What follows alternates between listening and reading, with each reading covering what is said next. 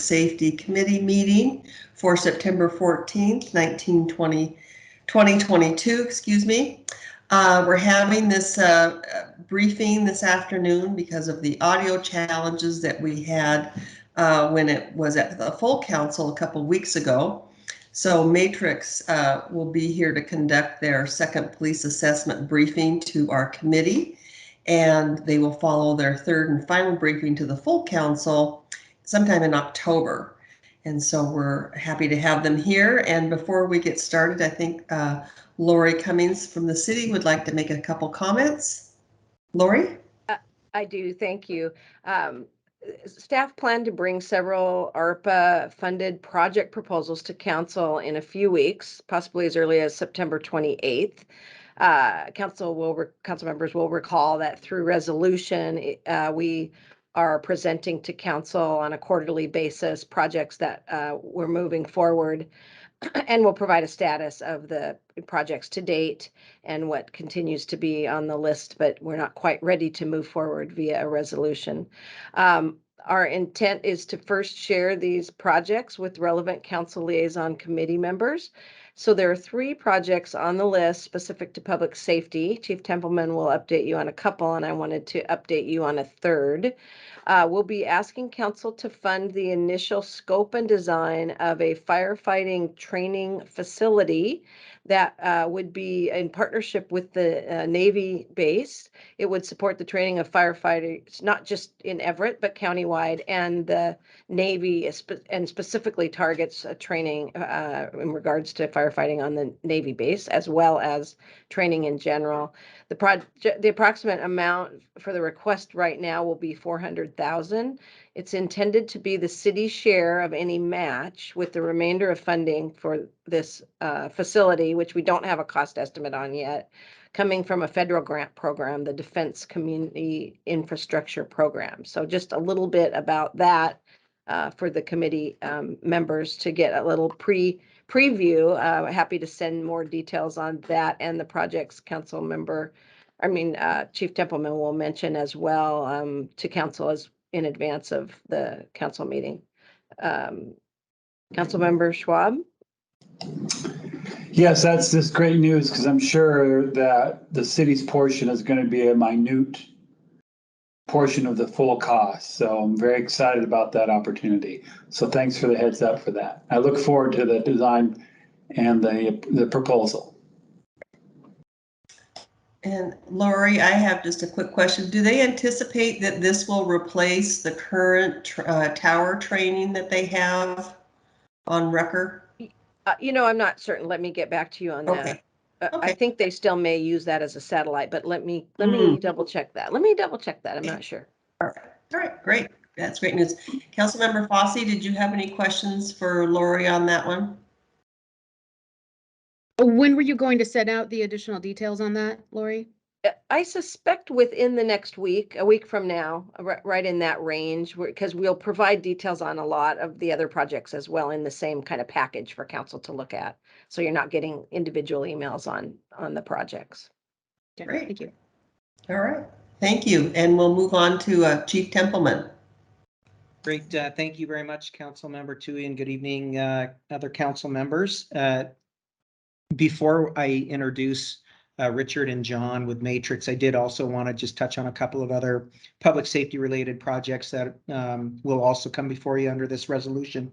One has to do with providing some funding for a project that I mentioned during my briefing to council, my public safety briefing several weeks ago, and that is the Guns for Gift Cards, or a gun buyback program, similar to the one that the Kirkland Police Department hosted, in which they took in, well over 100 firearms from the community. And so we are looking to model our program very similarly to the Kirkland Police Department's program. We still have some logistics to work out, but we will be requesting $25,000 to fund that pilot project coming up.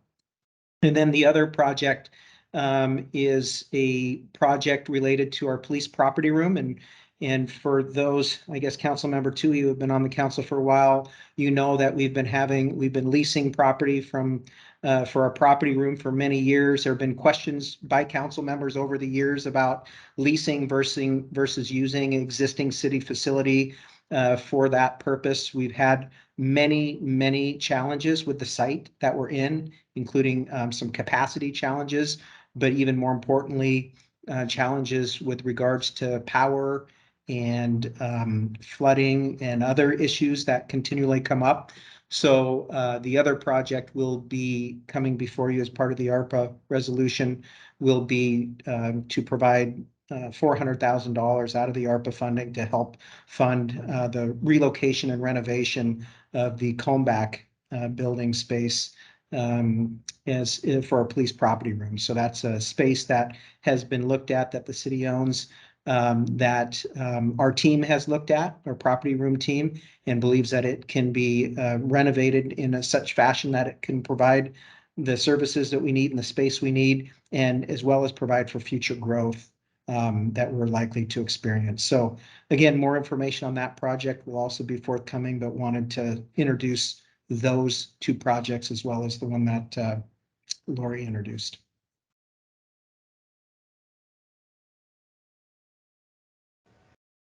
Councilmember Schwab, you have your hand up.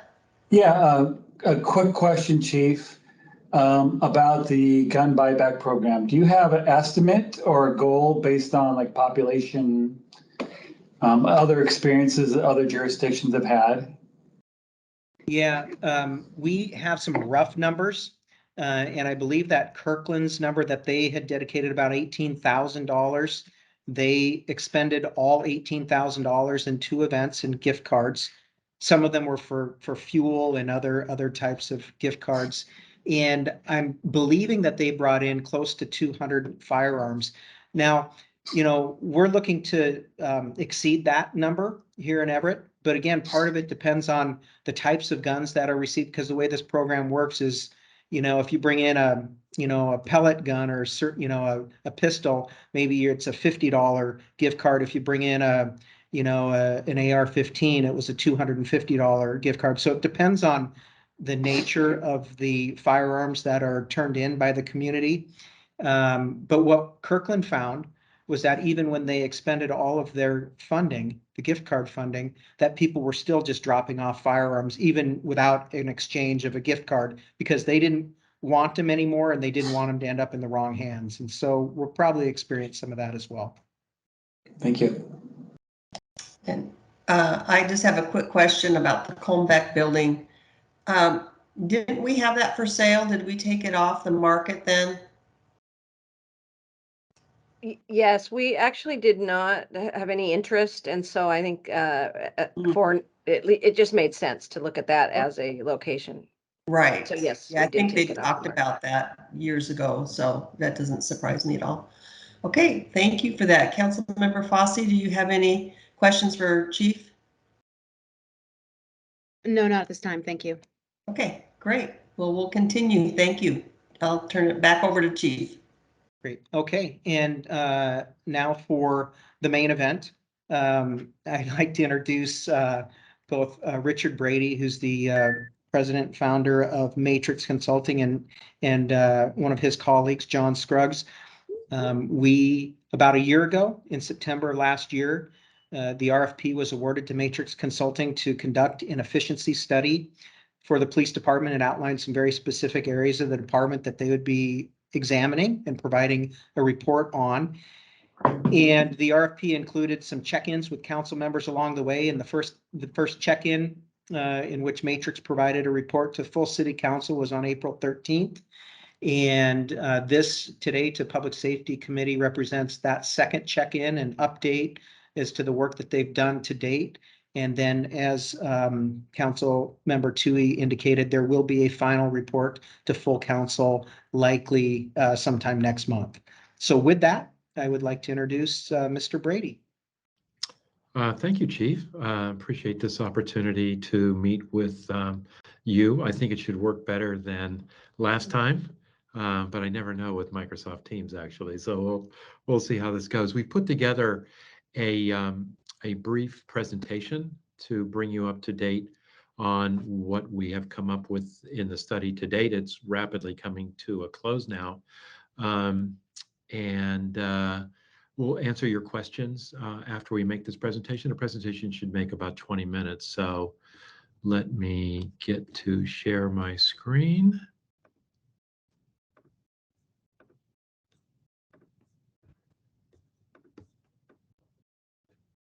You can see this? You can see the screen share? Yes, we got it. Great. Yeah. Okay, so let me just back up a little bit and cover a little bit of ground that we covered last time we presented to the full council on what the focus of the study was. At its core, it is a staffing study for the police department, but it's meant to challenge many of the strategies currently being employed by the police department, and to look at alternative strategies to meet the needs of the city, but also to look at the key management systems in place regarding leadership, policies, recruitment and retention, training and police accountability, which are have always been important in policing, but are critically important in the past couple of years. It was important to get the perspectives of both employees as well as the community, and we did that pretty extensively throughout this study, and I will be giving you a summary of the things that we learned from those key stakeholders. And we also compared Everett Police Department practices to other communities in the state of Washington, and that provided some findings and also some aspirational goals that are leading to what we're coming up in terms of recommendations within this study. So what we've done to date, as the chief mentioned, I think we were awarded the project about this time last year. We got started around Thanksgiving of last year, and I was out there between Thanksgiving and the end of the year holidays to be on site and interview staff. But we had extensive interviews with staff within the police department, certainly all top and mid-management staff, many first-line supervisors, but many line staff as well. And when I was on site, I conducted ride-alongs throughout the city for 2 or 3 days. We augmented the interviews that we had with staff with an employee survey that gave everyone an opportunity to provide input to us. We collected a lot of information on workloads and service levels provided by the department, but also policies and procedures and things like that as well. We developed a summary. It was the first deliverable we completed in this assignment. It was a descriptive profile of the department. I think you all got a copy of that earlier this year. We also facilitated 5 community meetings to get the views of residents and businesses in the community.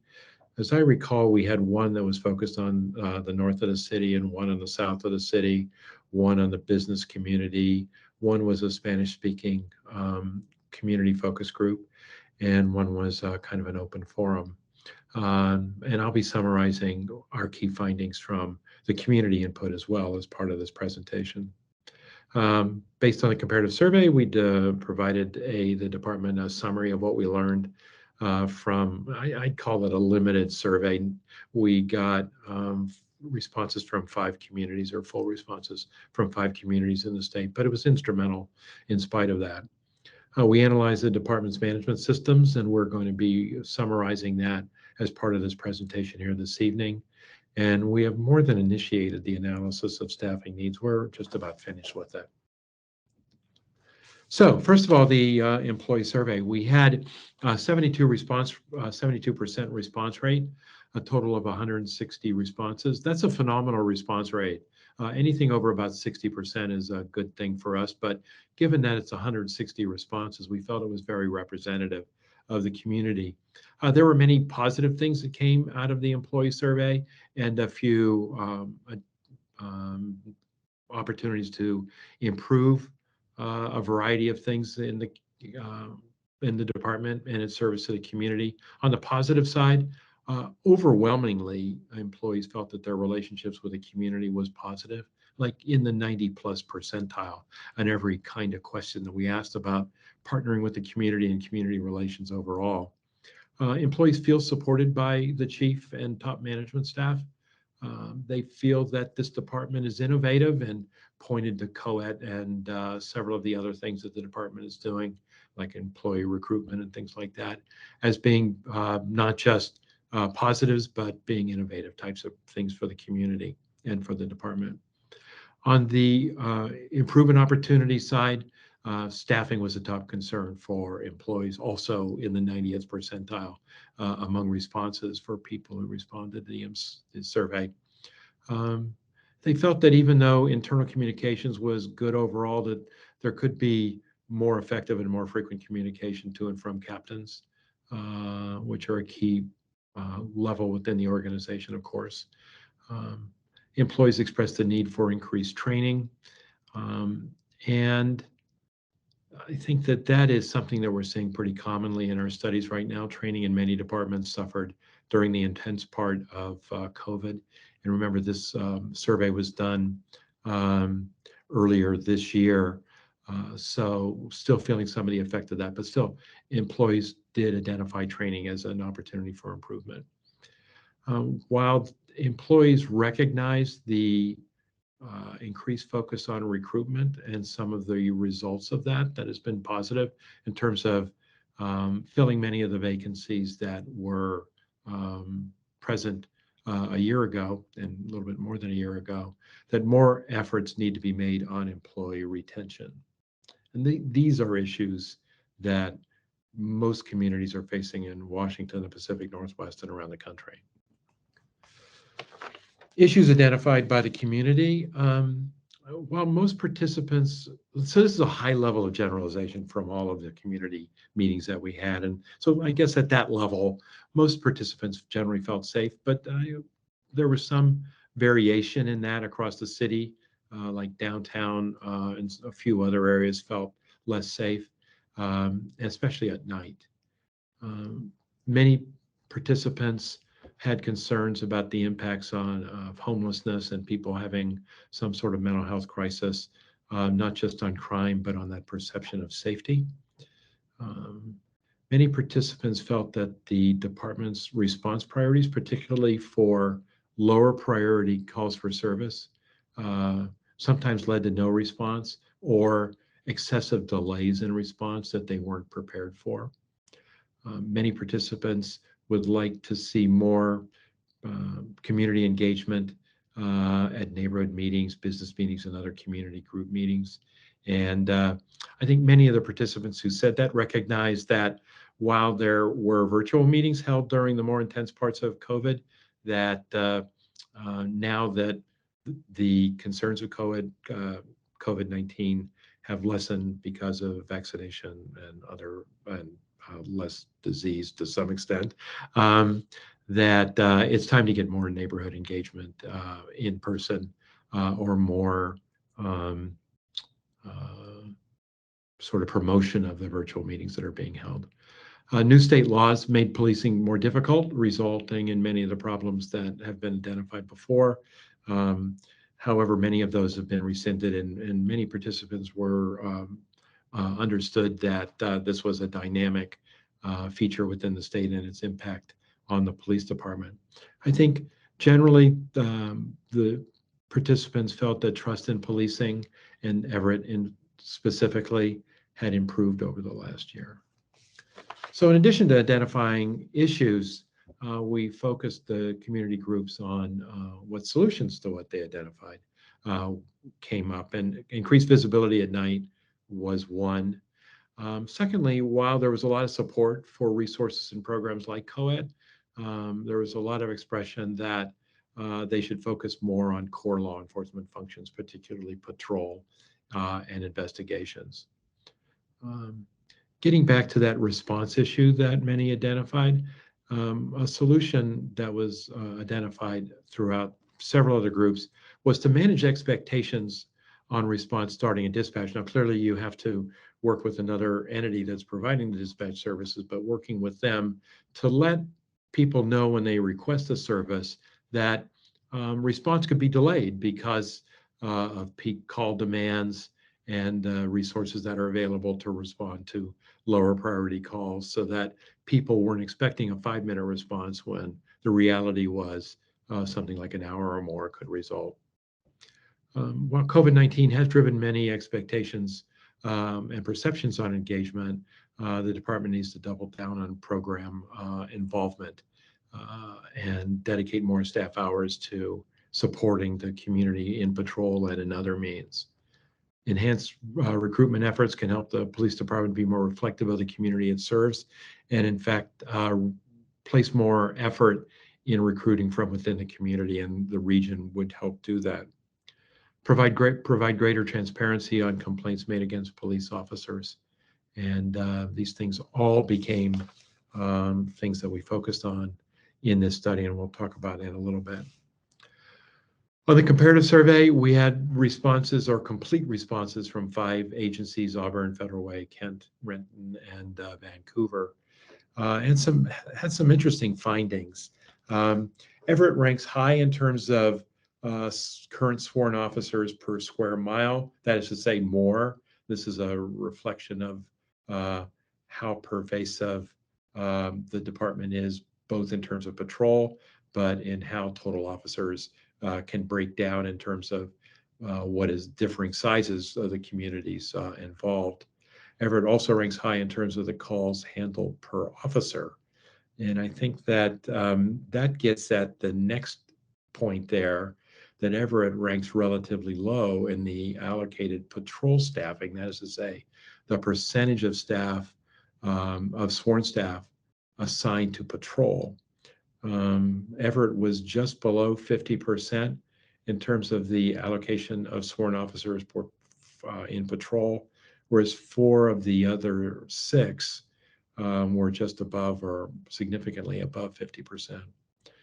So that shows that Everett has more sworn staff dedicated to special units like co-ed and investigations and other special enforcement activities than some of these other agencies were. Everett and Vancouver, the only respondents who have some sort of alternative response for mental health, homelessness, and similar kinds of proactive units. Cities are split on the issue of dedicated neighborhood liaison units. Everett doesn't have these. You've got administrative sergeants who do this part of the time. Several communities have dedicated community liaison units that are purely proactive, to meet with the community and to partner with them and to be a liaison between the department, especially patrol, and the neighborhoods being served. Everett does deploy similar percentages of sworn personnel to some specialized units like traffic, gangs, drug enforcement, et cetera. So I'm going to turn it over to John now, and he's going to summarize the findings and recommendations we're making on the management system side of the study. So John? Good evening. I'm John Scruggs, and I'm going to be covering the department management systems and a few other topics tonight. So we did an evaluation of the department management systems. The following systems were ones we were looked at, and these are really how fundamentally the department takes care of certain issues within the department and where some of the focus is. So we specifically looked at community policing and engagement, including recruitment and retention, policies, complaint handling, labor relations, and equipment and technology. And to do this, we reviewed management documents, met with staff, had several read meetings as well, and then compared some of that to emerging best practices.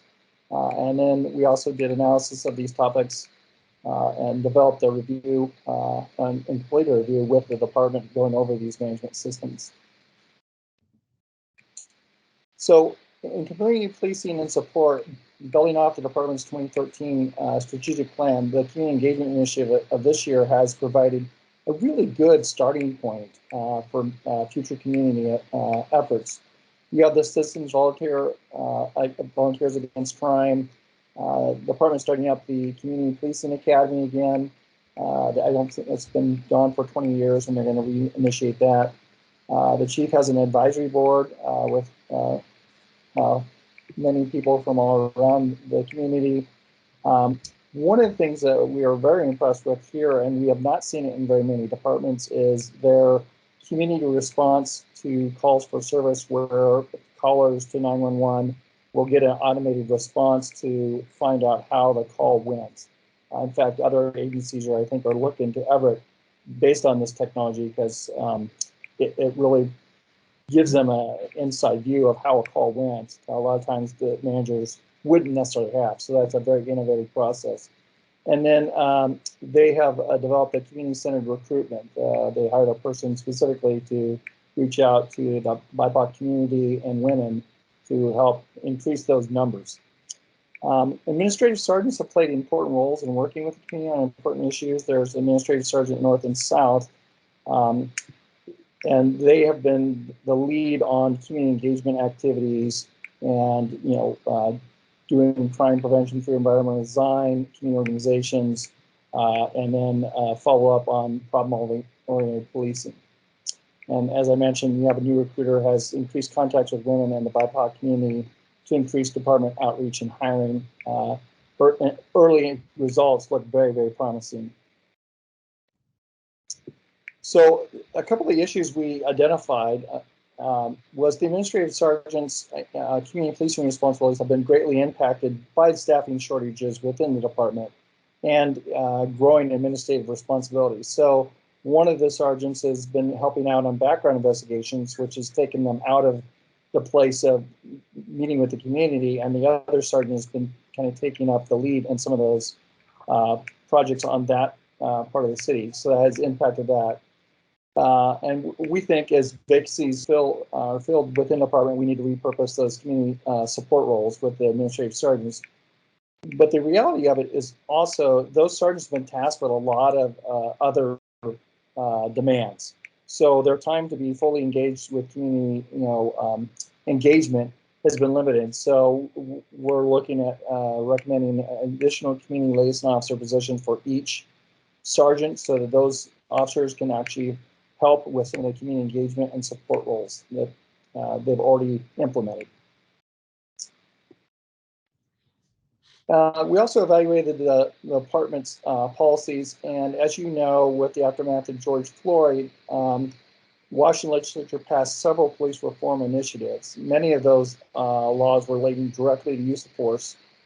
Everett PD has updated all their policies regarding that and met all the standards. And Everett's critical incident police policies conform to best or emerging practices, as well as leading agencies in Washington. So they're ahead of the curve, many of their peers in Washington. The Everett Police Department has incorporated policies addressing equity, diversity, and inclusion throughout their policy manual. And we like to say if it's not in the manual, it's not important.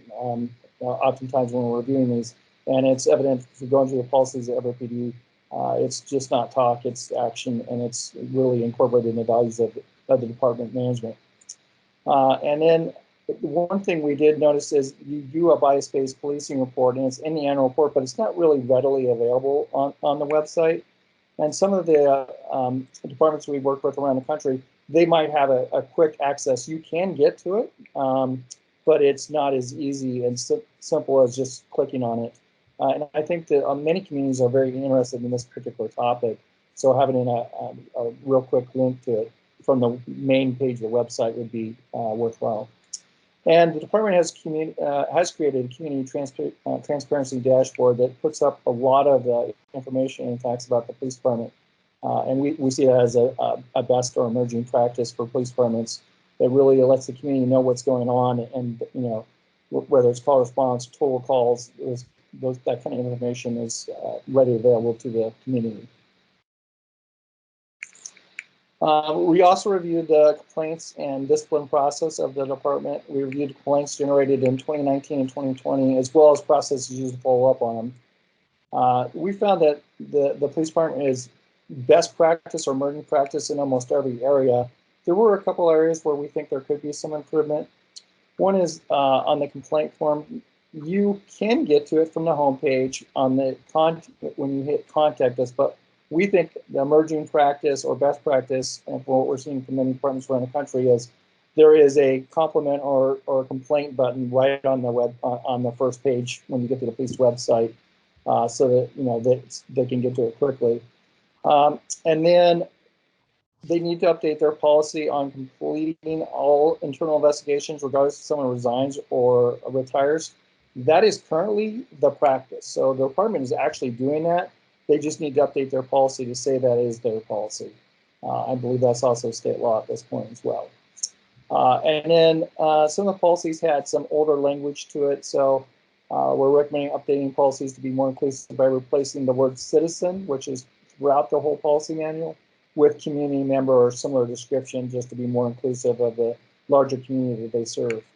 And then one of the things we noted that, and though there was no complaints about disparate treatment or discipline, we do see emerging trend of having a discipline matrix so that it's clear to everybody if policy A is violated, this is the recommended discipline for that. That doesn't, disregard having mitigating factors brought into the discipline process, and that is what should happen.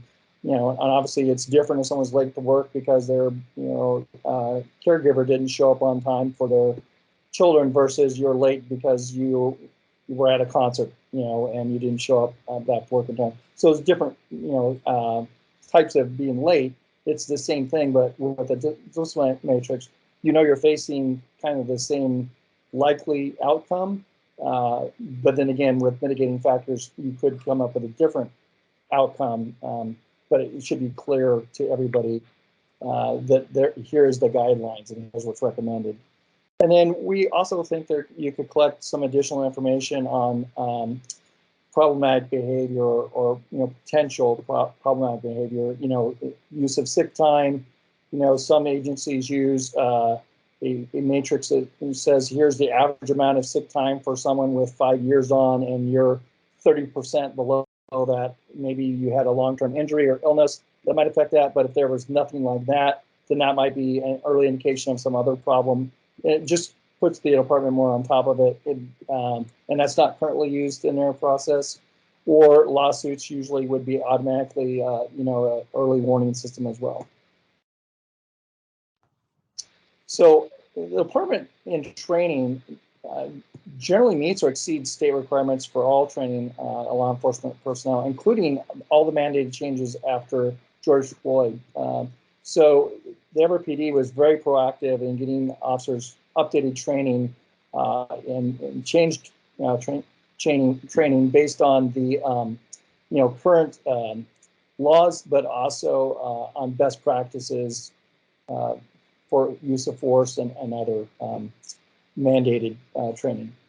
Everett also requires additional training on promotion. Not all departments do this. This is a best practice. So if you get promoted to sergeant or lieutenant, you're automatically going to receive additional training, and that is a best practice, and they do that.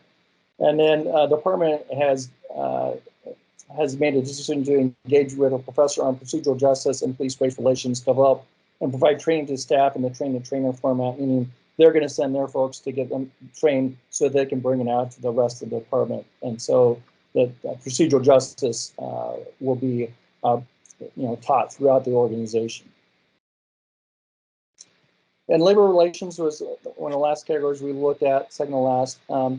And the Everett Police Officers Association has a really good working relationship with the police administration, and issues are often worked out through one-on-one conversation. This is where you want to be. Obviously, there's going to be differences of opinions on some issues, but from our interviews, there are no issues, and there's been no grievance in the last 18 months.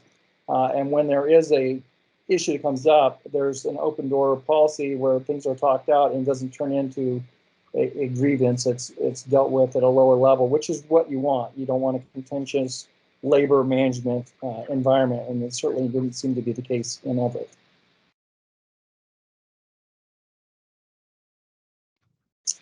And then last, we looked at equipment and technology and fleet. So the Everett Police Department utilizes most of the major police technology systems, for example, body-worn cameras, mobile crime reporting, crime scene scanners. Of the few gaps identified, and not every piece of technology is needed in every community. Sometimes there are community values where it may not be popular. It could be, automatic license plate readers where plate readers where people might have a privacy issue, and some other kinds of technology that may or may not be used by a department. I think Everett has a pretty good philosophy on what the community really wants. So with that in mind, really the only gap we saw was in-car cameras.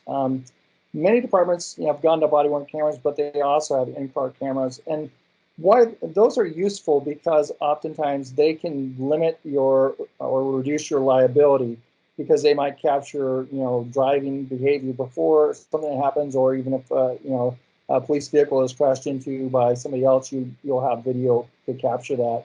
Plus, as you're arriving to a scene, it may capture additional evidence on the arrival or departure from a scene that can be reviewed later.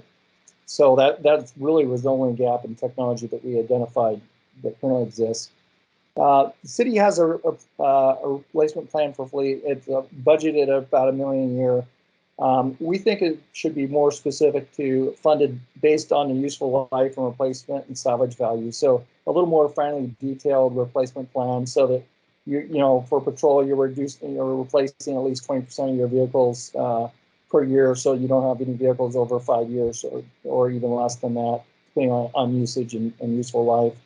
And then going forward, many departments are looking at an e-fleet strategy, and the department does have a plan to do some of that, but really develop a strategy, what's it going to take, because there's not just the buying an e-vehicle, it's the charging stations, the logistics to support that. So looking at it, putting a plan together and a strategy for that going forward would be recommended. Okay, thank you, John. So in the last few minutes, I want to give you a bit of a sneak peek on the staffing analysis that we're completing now, and we'll be reviewing with the police department in the next couple of weeks.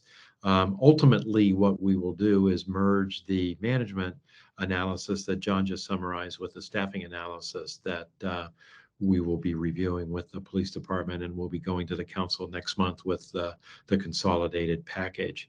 But I want to give you a sneak peek for some key findings that we have with respect to the largest function within the police department, patrol. I'm going to have a couple of pages that talks about field activities and calls for service. And this first page shows you by hour of day on the vertical axis on the left, by day of week by the horizontal axis going from left to right, how calls are distributed.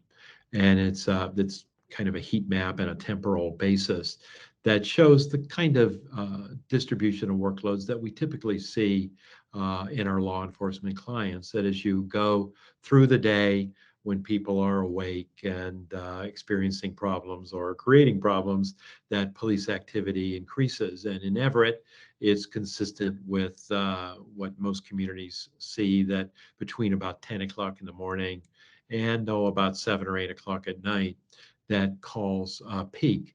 And that peaking is pretty similar throughout the days of the week, with maybe a little bit less on Sunday than on most of the other days. But given the staffing levels that you have, it has the following results. This graph on the left is one of the most important ones, I feel, in the entire report.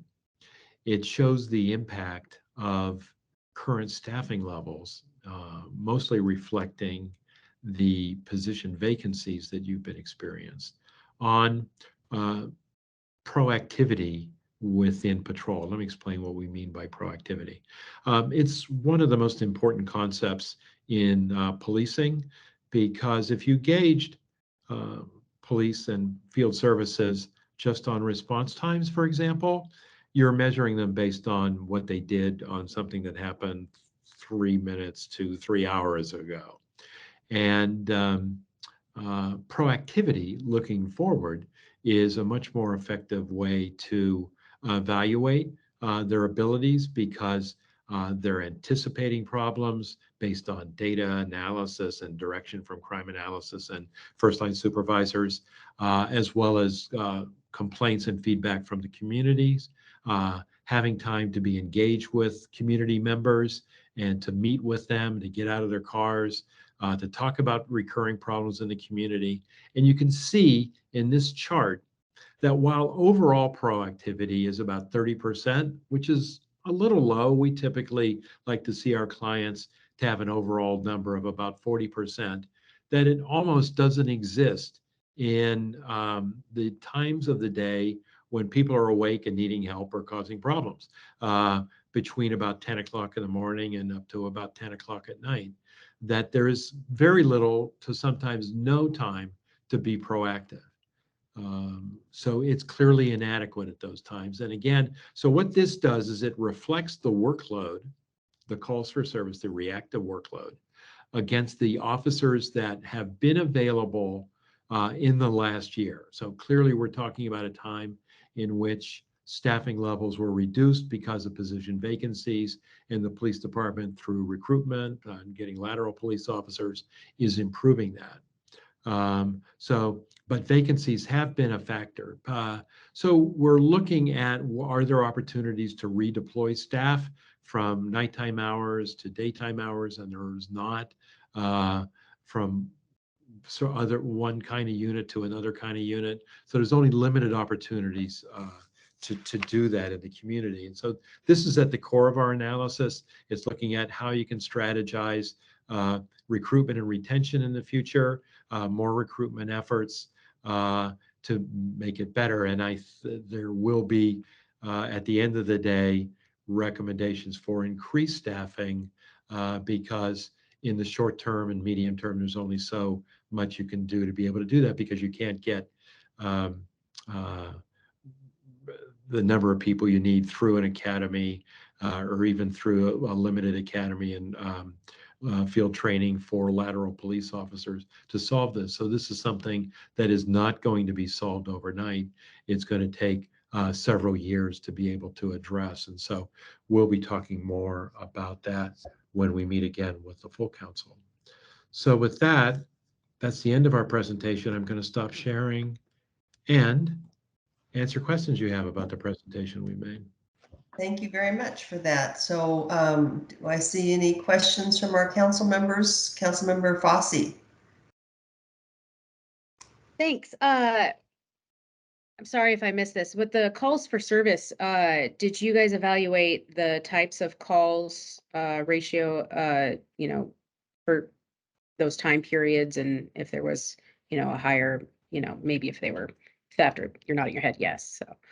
Yes, well, yeah, in fact, buried within those few numbers that you saw in that proactivity chart are not just counts of calls, but the handling time associated with calls, so that more serious calls take more time, they take more officers, so it would be more heavily weighted for seriousness because of that.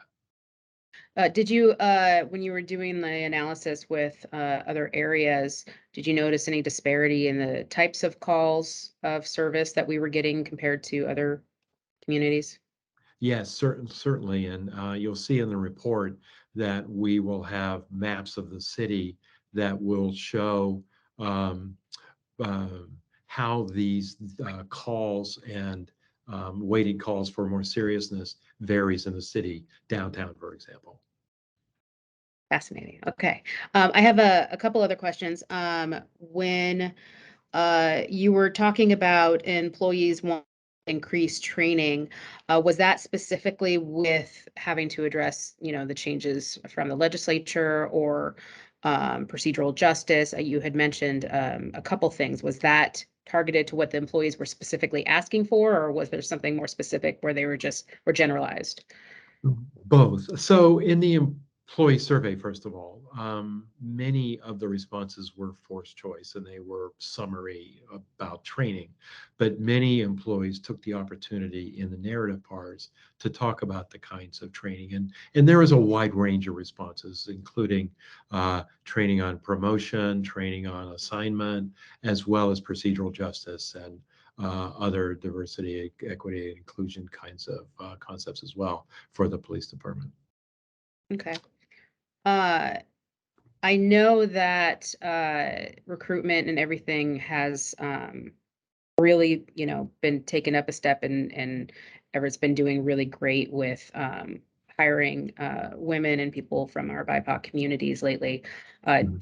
Do you have any updated stats or data on that? Like how much progress has been made, or when did your analysis, I guess, kind of end? Because I know there has been some recent progress on that. There has, and we will update it up to the point we bind the final report. Oh, fantastic. Okay, that's great news. Um, can you give me a brief description of what an administrative sergeant is? Well, that's a very difficult thing to answer. So, as you know, recently, one of the administrative sergeants has been largely dedicated to doing background investigations. Um, so, apart from that, theoretically, the administrative sergeants, and one of them still does this, has a wide variety of duties and responsibilities, including supporting the community, fielding requests for meetings, meeting with the business community and with neighborhood associations, plus a wide variety of administrative assignments and collateral responsibilities. It's a very difficult job, made more difficult by the fact that one of them has been largely assigned away from those kinds of things and into assisting with the background investigations. And it's one of the key findings in this part of the study that resulted in our recommendation to create police officer positions to function as community liaison officers, working with the administrative sergeants in engaging with the community, with community groups, et cetera. So we think you need more efforts in this regard, even with How, even how with many do more we have? administrators. Essentially, none working in the kind of capacity that we're talking about. Chief Templeman was raising his hand. Yeah, thank you. Just to, since Richard mentioned it'll be updated until they bind the final report. Our administrative sergeant that was assigned to backgrounds has been reassigned back to administrative sergeant duties. So that should increase some of that capacity a little bit in terms of community interaction. And the only other thing that I'll say is that as a previous administrative sergeant myself in South Everett, that assignment really is a catch-all assignment, right? And especially today, when you have officers in the staffing shortages that we have that are running call to call, sometimes they're not able to dedicate the time that a neighborhood or a community may need to really address the root causes of some of these problems. And so that's what these administrative sergeants are designed to do. But I think to Richard and John's point, yes, they have picked up administrative duties over the years, right? As more requirements have been dropped upon us, from various entities and us trying to find, okay, where can we assign that? So definitely a very busy assignment, but I just wanted to make sure that everybody knew that we have reassigned just within the last couple of weeks that North Administrative Sergeant back to community liaison work. Thanks. I just have a couple quick more ones. When you were talking about labor relations, was your analysis strictly on the city's relationship to EPOA and not on any community perception of EPOA or anything like that? Well, on my side, I'm not sure if it came up in any of the community meetings, but we were specifically looking at how are issues brought up by the Police Officers Association, how are they addressed with the command staff of the police department, and then how's that relationship, and how they, grievance process, how often grievances filed. So we were looking at fundamentally some of those indicators to really determine that relationship, but we did not actually specifically ask the community, what do you think about the relationship between the association and the police department? My last question is a little bit more out there. With the technology that you have, I noticed on the ride along that our officers were taking a lot of time where they were having to read through their screens of information. Is there any technology out there that actually reads it back to them so that they don't have to spend that call time when they're trying to navigate to a place, that it actually like dictates to them at all?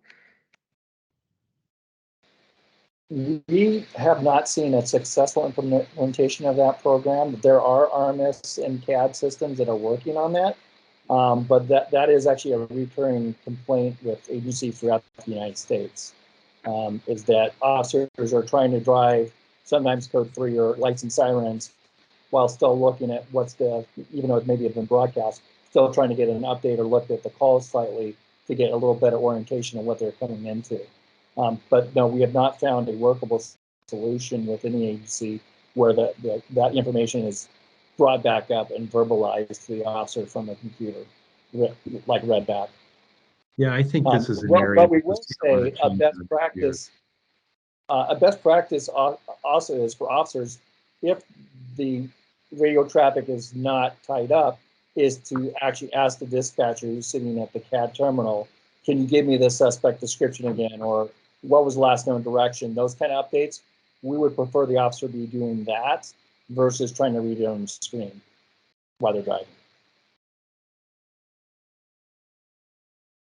Did that answer your question? Yes. And as I was trying to say, that this is an area where I think you're going to be seeing a lot of change within the RMS industry in the next few years. Technology is heading in that direction for police officers. Thanks. That's all I got. Thank you, Councilmember Fossey. I know you had your hand up earlier, Councilmember Schwab. Do you still have a question? Yes, thank you. I'm just going to go back a little bit into the presentation. Just based on the subject of the community perception versus of the call volume and what types of service calls and emergency calls versus reality. From your research, do the citizens have an accurate reflection of what the police department is dealing with? Sure, and these aren't uncommon problems. The problem is that when somebody calls about a minor theft, for example, or a non-crime kind of quality of life kinds of issue, that they have an expectation that they're going to have an immediate response. And if there's nothing between the communication about when they call emergency communications and when somebody arrives, then you have, like with any kind of service call, increasing frustration with the amount of time it takes. And so many dispatch centers are starting to give community members who call up on a request for service, a 911 7-digit line or other kind of way, some generalized expectation about when something like their call could receive a response within the context of what's going on in the field at that period of time. I think I have a smorgasbord here because you covered a lot of information. Was there, back to the community interaction, I get the perception just from input is there's a lot of discussion about homeless people walking up and down main streets, property crimes in backyards and back garages. Was there much discussion about those items in your community interaction, your engagement? Yes. Okay. And then, like I said, a little bit of the smorgasbord here. In response to facilities for the police department, I know I brought this up earlier. I know this isn't, Chief Templeton mentioned this wasn't a facility in-depth evaluation, but when it comes to recruiting, does the recruit look at the facilities and the equipment as they're part of their decision making when they choose departments? Or what, I guess to say, what's maybe the top 3 things that maybe a recruit might be looking at, if that's part of this? That's an interesting question, and it is an evolving question because so many parts of recruitment processes have been changed in the last few years. But certainly, recruits are invited to a police facility for an interview and an oral board at some part of it, and many communities will, as part of the recruitment process, will invite people in for kind of an open house kind of a thing for a police department. John, do you have any other thoughts on that? Yeah, I think it does play into some of it, but also, the technology the department has. I mean, if they see a bunch of beat up old police cars, and then the next department over has all the, new stuff and has updated technology, I think that plays a part. I think the biggest issue is always reputation. What's the reputation of the police department? Are they professional? Are the officers getting training that they want? Do they have a good relationship with the community?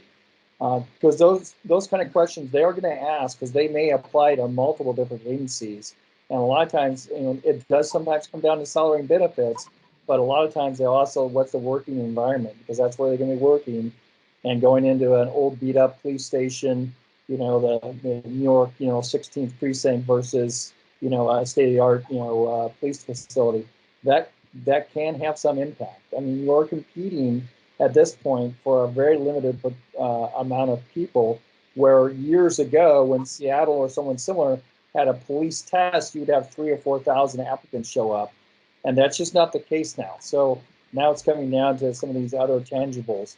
Even take-home cars has become an issue, especially for our clients in Texas. If you're not an agency that has a take-home car in Texas, you're on the losing end of the recruiting war. And it really is, war is almost an adequate description, because they're stealing from each other just to fill their own ranks at this point. On the take-home car, I mean, other agencies, including in the Pacific Northwest, are looking at it. We're working with Spokane on this issue, and they're interested in it. Mm-hmm. Well, I guess this is more of a statement than a question, but I sense an extreme support for our police department, and I certainly hope that the reputation of our community in recruitment is such. Because I know it's very big supportive of our law enforcement. So certainly, and that gives you a great advantage. I mean, this is the most difficult recruitment environment for police officers I've seen in 42 years of consulting. And it's not just the protests of 2020. It's what people want to do for a living, and millennials, and blame it on another generation. But it's very, very difficult. And so going through the motions of what many communities police departments do in terms of recruiting, and going through the old tried and true methods of retiree military and security industry and things like that, just isn't working like it used to. So you have to be innovative, and this department has taken many steps to increase its recruitment within the region with BIPOC communities, et cetera. And that's what you have to do. And Everett is really has quite a plus in that regard. Yeah, and I'd add on to the recruiter that you recently brought on, has contacted 151 people in just a couple of months, and 54 of those were BIPOC. 32 were women. Women are underrepresented in police departments, so roughly around 17%.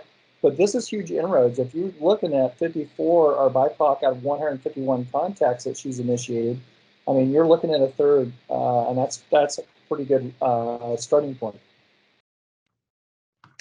Okay, great. Well, I have just a couple follow-ups. If you're done, Councilmember Schwab. I just have a quick question about, just to get this over with, here in our future council meeting, we have a contract with somebody to do background checks. Yeah, and a quick question, would we be able to use that service for some of the other departments if needed under the contract provided? Quickly, Chief. No, I don't believe so under this specific contract, but I do believe that the fire department already may have their own contract with PST as well. All right, thank you.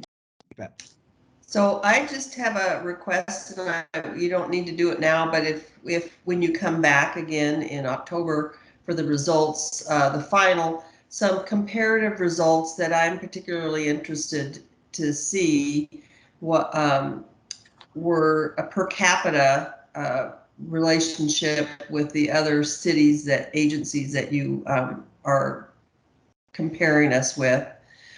So officers per capita of each community. And I know a few years ago, several, there was a formula, a benchmark for what they recommended for number of officers per 2,000 people or something like that. And I can't remember exactly. I think it was 2, but I don't know. Chief Templeman might be able to remember. Anyway, that may not be quite as important as now you're looking at it with the productivity levels. So, Yeah. And the other comparative result I would like to look at is calls for service in relationship to these other communities. I think that's, for me, that's real important. I have a feeling we're pretty high, but I would be curious with those communities. And then also comparative levels on the proactivity, the overall percentages, just curious to see how we shake out with all that. But I think your results and the findings have been very interesting, and appreciate that this is really giving us some good background information. So very important. Thank you. Anything else? All right. Well, if Chief doesn't have anything else, we can say adieu, and we'll see you all in 29 minutes. Not you two, not Richard and Yeah, I John. understand. Thank you for being with us. Thank you very much for having us here this evening. Okay. All Bye. right. Good night. Thank you. Bye.